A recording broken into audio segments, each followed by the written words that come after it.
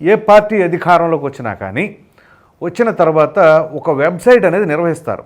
ఆ వెబ్సైట్ ద్వారా dash board పెడతారు. ఆ డాష్ బోర్డు దేనికండి? అసలు ప్రభుత్వం ఎటువంటి పథకాలను ప్రవేశపెడుతుంది, ఏ ఏ శాఖకు సంబంధించి ఏ ఏ అధికారులు ఉన్నారు, ఈ డీటెయిల్స్ అన్నీ కూడా ఆ డాష్ బోర్డులో పెడతారనమాట. సో ఆ డాష్ బోర్డు నిర్వహించాలి అని అంటే దాన్ని డాష్ బోర్డు తయారు చేయడం కోసం కొన్ని ఐటీ కంపెనీస్కి ఇస్తారు కాంట్రాక్ట్.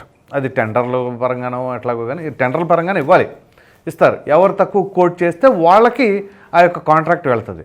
ఇక్కడే అసలైన ట్విస్ట్ ఉంది. సో అప్పట్లో పోలీసు గృహ నిర్మాణ సంస్థ వైస్ చైర్మన్ గాను అలాగే ఎండీగా గాను ఆ సంస్థకు సంబంధించి ఉన్నది ఎవరు అంటే పివి సునీల్ కుమార్. ఏది గత ప్రభుత్వ హయాంలో. సో ఉన్నప్పుడు దానికి ఒక సరికొత్త డాష్ బోర్డ్ని సిద్ధం చేయాలి అని చెప్పేసి అనుకున్నారు. బాగానే తప్పేం లేదు, డాష్ బోర్డ్ నిర్వహించుకోవచ్చు. కాకపోతే దీనికి cloud base web and mobile technology అనే నామకరణం కూడా పెట్టారు. దీని నిర్వహణ కోసం 1,69,00,000 రూపాయలు.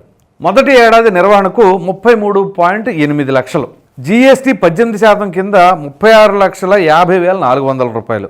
2 ఏళ్ల పాటు వార్షిక నిర్వహణ పొడిగింపునకు 80,000. మొత్తం 3,06,90,000 రూపాయలను చెల్లించడం. అది కూడా ఎలాగో తెలుసా? Single payment.